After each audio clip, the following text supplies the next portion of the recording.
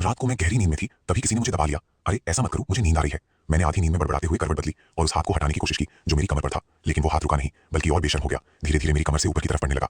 मेरा दिल एकदम टूट गया। मेरे और मेरे पति के बीच 2 महीने से बात बंद थी। वो मुझे देखते तक नहीं थे, तो अचानक इस तरह आना ये कैसे मुमकिन था? और उसके अलावा मुझे एक गंध आई, सिगरेट की, सस्ती तेज सिगरेट की बदबू रात की ठंडी हवा के साथ मेरी नाक में घुस रही थी। लेकिन मेरे पति कभी सिगरेट नहीं पीते, तो ये मेरे पति नहीं थे। ये एहसास होते ही मेरा पूरा बदन अकड़ गया, दिमाग एकदम जाग गया। मेरे ऊपर जो बोझ था उससे मैं समझ गई कि ये कोई ताकतवर मर्द है। उसका सीना मेरी पीठ से लगा था, सांसें भारी थी, जल्दी जल्दी चल रही थी, जैसे काफी देर से रुकी हुई कोई चाहत बाहर आ रही हो। मैंने आंखें बंद रखी, पूरा बदन टाइट कर लिया, आवाज तक नहीं निकाली। डर था कि कहीं वो भड़क न जाए। दिमाग में एक के बाद एक सवाल आ रहे थे। ये कौन है, कब घुसा, इसका इरादा क्या है? जब उसे लगा मैं सो रही हूँ तो वो और ढीठ हो गया। उसके मोटे मोटे हाथ मेरे पेट पर घूमने लगे, लालच और आजमाइश के साथ। मैंने दांत खींच लिए, सांस को जैसे तैसे सामान्य रखा। दिमाग में बस एक ही सोच थी कि क्या करूं, ये आदमी कौन है, अंदर कब आया, क्या मैं सोने से पहले दरवाजा बंद करना भूल गई? नहीं, ऐसा हो ही नहीं सकता।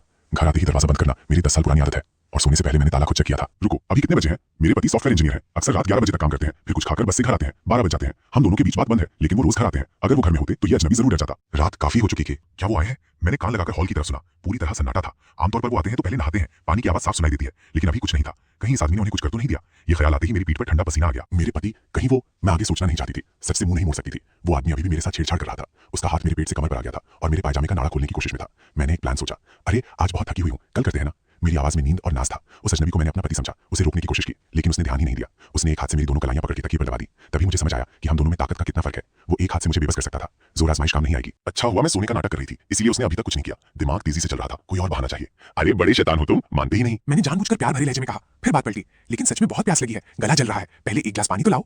मेरे मनाने का असर हुआ। उस अजनबी ने एक पल रुककर थोड़ा बेमन से मेरे हाथ छोड़े और हॉल की तरफ चला गया। उसकी खांसी ने मुझे कंफर्म कर दिया कि ये मेरे पति नहीं है। मेरे पति को थोड़ी सर्दी है, लेकिन खांसी बिल्कुल अलग है। उस आदमी की पीठ देखते हुए वो दरवाजे की ओट में गायब हो गया। बाहर की धीमी रोशनी में दिख रहा था कि लंबाई कोई 6 फीट से ऊपर होगी, कसा हुआ जिस्म। मैं उसे मुकाबले में नहीं हरा सकती थी, कोई चालाकी ही काम आएगी। सोचने के बाद मैंने तय किया, खेल जारी रखना होगा। उसे पति समझकर बात करती रहूंगी, समय निकालूंगी जब तक वो आ जाए। वो जल्दी वापस आया, भारी कदमों से। उसने मुझे एक बोतल दी, ठंडी, सीधे फ्रिज से निकाली हुई मिनरल वाटर।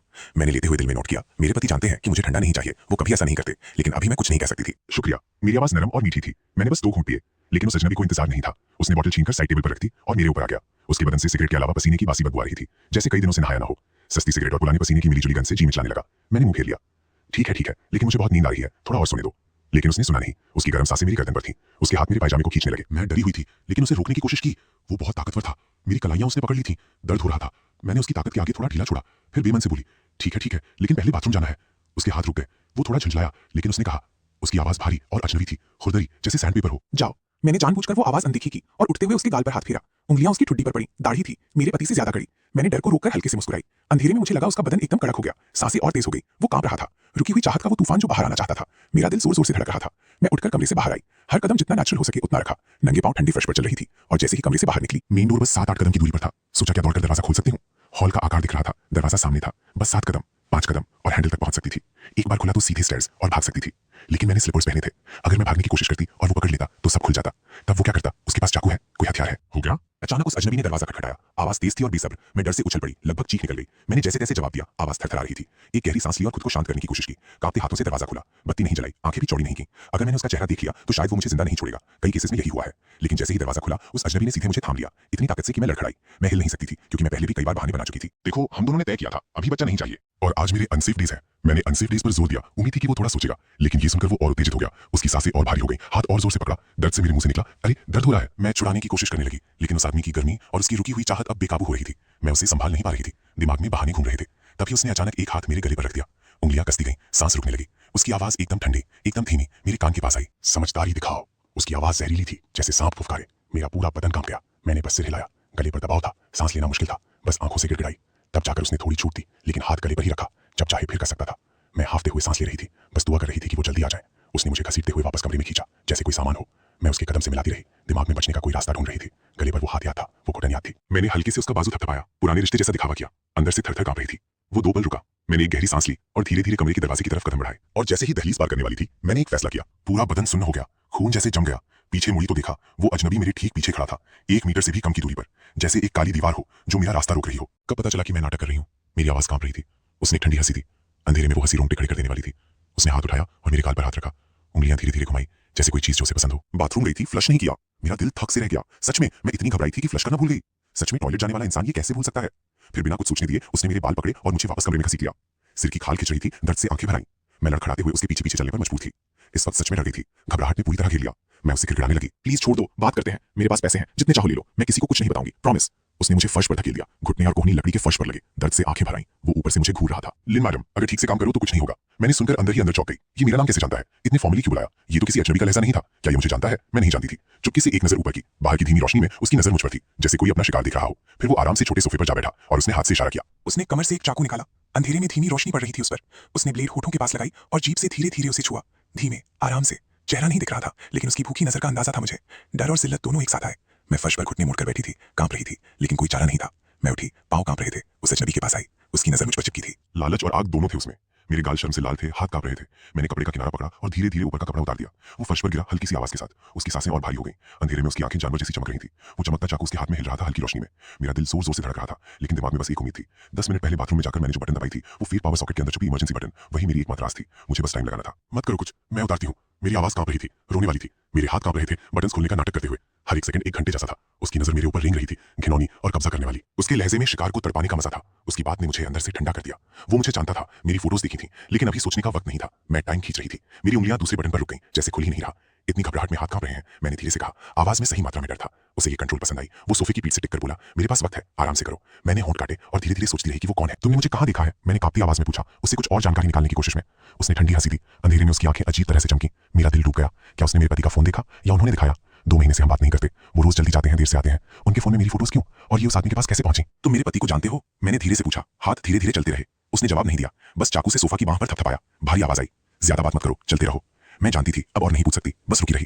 तभी बाहर से साफ तेज दरवाजा खटखटाने की आवाज आई। ठक ठक ठक। हम दोनों एकदम सहम गए।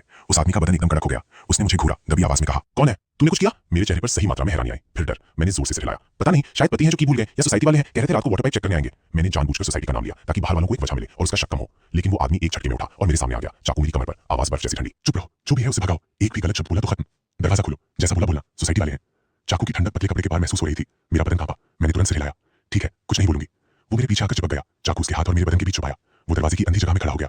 उसकी तेज सांसें मेरी गर्दन पर लग रही थी। मैंने गहरी सांस ली और जितना हो सके नॉर्मल आवाज में बोली, कौन है? बाहर से एक अधेड़ मर्द की आवाज आई, मैं सोसाइटी का ड्यूटी वाला राजू भाई हूँ। हमारे कंट्रोल रूम में आपके घर का अलर्ट आया, इलेक्ट्रिसिटी प्रॉब्लम दिख रही है। आप ठीक तो है ना? मेरा दिल थक से रह गया। सोसाइटी का आदमी था, लेकिन उसने डायरेक्टली कुछ नहीं कहा। इलेक्ट्रिक अलर्ट बोला। उस हिडन बटन का काम हो गया था, लेकिन इसने मुश्किल भी बढ़ा दी थी। कमर पर चाकू और कस गया। मैंने बोला, अरे इलेक्ट्रिक की कोई प्रॉब्लम नहीं, शायद फॉल्स अलार्म था, हम सोने वाले थे। मैंने जानबूझकर हम पर जोर दिया ताकि पता चले घर में और भी कोई है। बाहर 2 सेकंड की चुप्पी। फिर राजू भाई बोले, जरा प्रोफेशनल अंदाज में, मैडम रूल्स के हिसाब से अलर्ट आने के बाद हमें देखना जरूरी है। सिस्टम तब तक बीट करता रहेगा। बस एक नजर मीटर बॉक्स पर डाल लेते हैं जो एंट्रेंस के पास है। 2 मिनट में हो जाएगा, आपको डिस्टर्ब नहीं करूंगा। तभी उस आदमी ने मेरे कान के पास धीरे से कहा, उसे मीटर देखने दो, एंट्रेंस वाला, बस वहां ले जाओ, कोई चालाकी नहीं। मैं मजबूर थी। मैंने धीरे धीरे सेफ्टी चेन हटाई। धातु की आवाज सन्नाटे में गूंजी।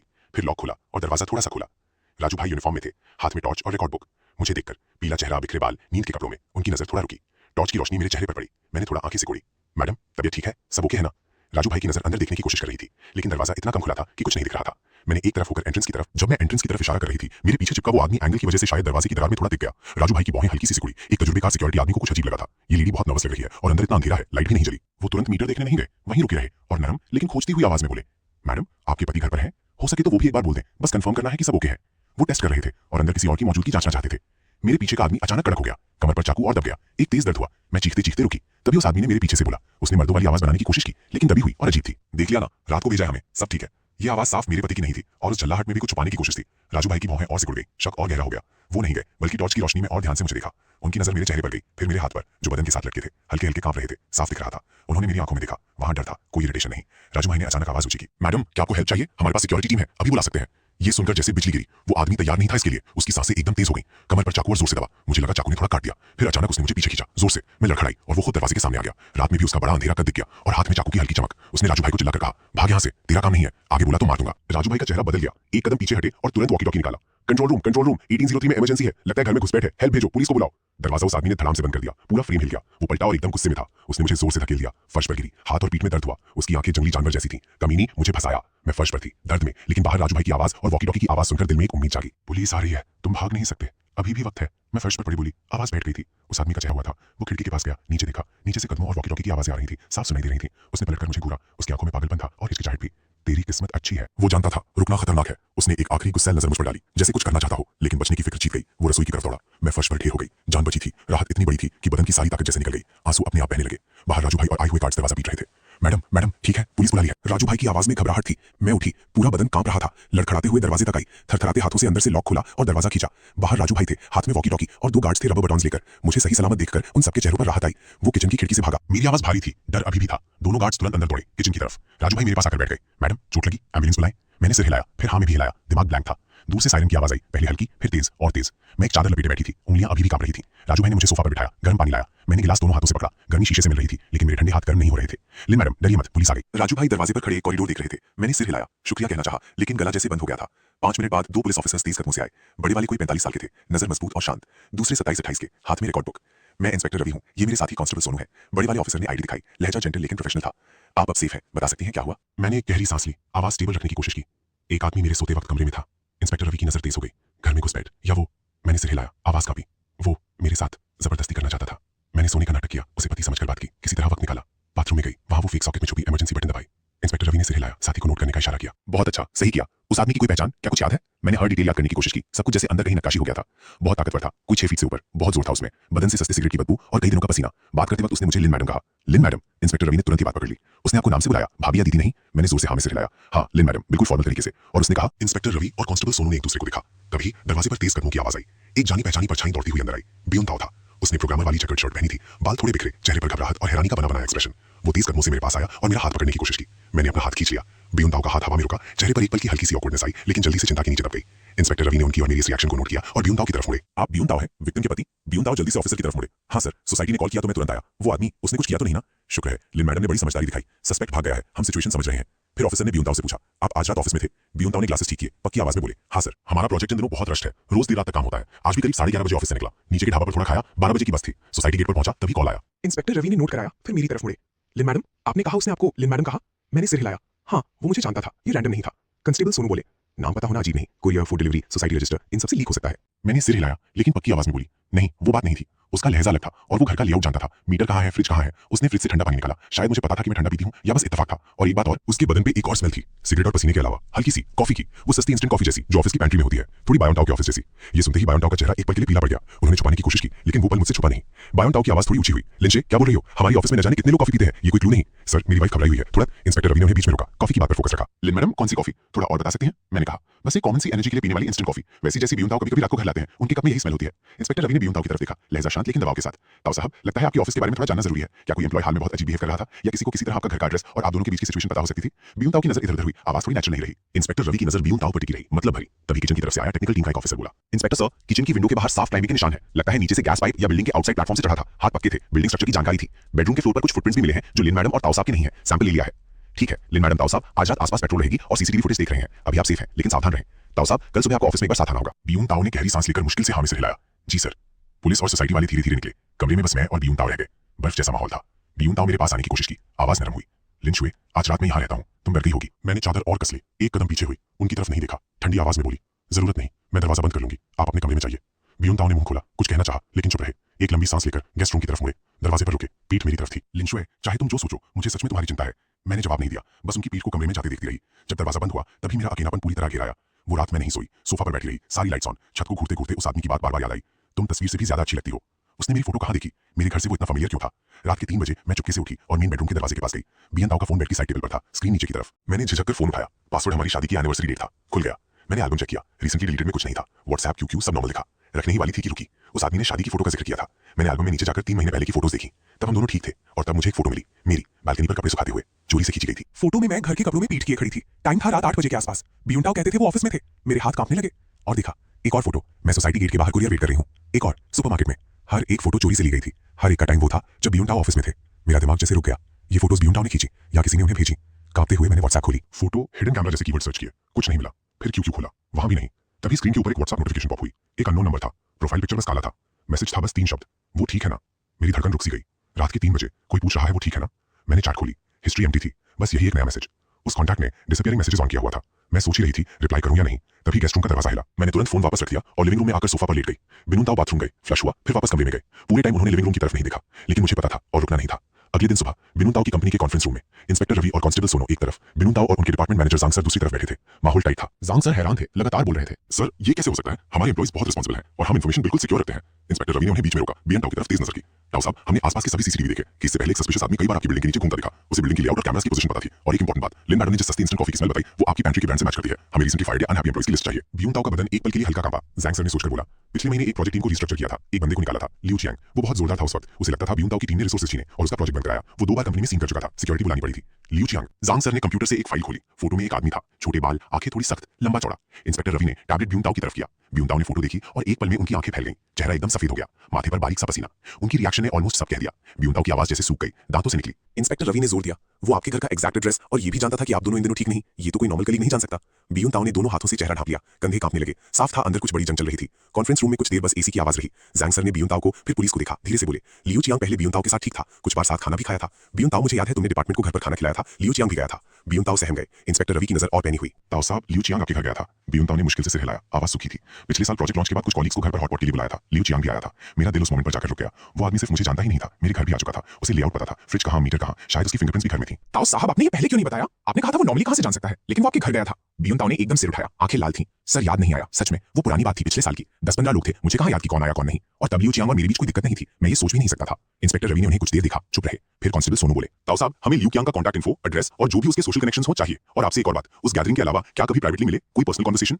नहीं, ऑनेस्टली नहीं। वो फायर हुआ उसके बाद तो बात ही नहीं की। जब वो आकर सीन करता था तब भी मैंने नहीं निकला, सिक्योरिटी ने हैंडल किया। ठीक है, आज के लिए बस। ताऊ साहब, लियू चियांग की फाइल हम ले जाएंगे, कुछ भी नया हो हमें इमीडिएटली बताएं। जैंग सर ने कहा। जी सर, पूरा कॉपरेशन मिलेगा। उसी शाम मेरे घर के लिविंग रूम में मैं सोफा पर बैठी थी। बियून ताऊ सामने, सिर झुकाए। उनकी उंगलियां आपस में उलझी थीं, जैसे कोई छोटा बच्चा हो जो कुछ गलत करके बैठा हो। कुछ और कहना है तुम्हें? मेरी आवाज फ्लैट थी, इतनी फ्लैट कि मुझे खुद अजीब लगा। बियून ताऊ ने सिर उठाया, आंखों में नींद नहीं थी। लिंचुए, मुझे नहीं पता था वो ऐसा करेगा। मैं कसम खाता हूं, मुझे नहीं पता था। नहीं पता था? मैंने ठंडे से दोहराया। वो पिछले साल घर आया था, मेरी फोटोज उसके पास थी, मुझे जानता था। और तुम्हें नहीं पता था? बियून ताऊ का चेहरा और लाल हो गया। लिंचुए, मुझे सीरियसली वो फोटोज, वो मैं एक्सप्लेन करूं? करो। बियून ताऊ काफी देर चुप रहे, इतनी देर कि मुझे लगा वो बोलेंगे ही नहीं। फिर उन्होंने गहरी सांस ली, सिर उठाया। आंखों में एक थकान थी जो मैंने पहले कभी नहीं देखी थी। पिछले साल एक की प्रोजेक्ट के लिए मैंने कंपनी के सर्वर्स का कुछ हिस्सा सीक्रेटली यूज किया, क्रिप्टो करेंसी माइन करने के लिए। फास्ट मनी चाहिए था, मुझे लगा सेफ रहेगा। लेकिन लियू चियांग को डेटा में कुछ अजीब लगा। उसने सीक्रेटली सारे लॉग्स कॉपी कर लिए, एविडेंस बना लिया। फिर वो मेरे पास आया, बोला या तो उसे पैसे दो या वो कंपनी को सब बताएगा। कंपनी का रूल है, ये सीरियस ऑफेंस है, जॉब जाएगी, हैवी पेनल्टी होगी, लीगल भी हो सकता है। मेरे पास इतने पैसे नहीं थे, डर गया इसीलिए। और वो फोटोज लियू चियांग ने मुझे भेजी थी। उसने कहा उसने तुम्हें नोटिस किया, लगा तुम बहुत अच्छी हो। बियून ताऊ की आवाज और नीचे आई। मुझे नहीं पता उसने कहां से ली, शायद उस गैदरिंग में खींची होंगी या बाद में वो तुम्हें फॉलो करता रहा। उसने मुझे सेंड किया और बोला कि अगर पैसे नहीं दिए तो वो तुम्हारे पास आएगा। मेरे दिमाग में सब ब्लैंक हो गया। इन 2 महीनों में मैं अपनी जान से खतरे में थी और मेरे साथ रहने वाले को पता था। तुम्हें वो फोटोज कब मिले? मेरी आवाज अजनबी जैसी लग रही थी मुझे। कोई 2 महीने पहले। बियून ताऊ की आवाज और धीमी हुई, जब हमारे बीच कोल्ड वॉर शुरू हुआ था। 2 महीने, 2 पूरे महीने।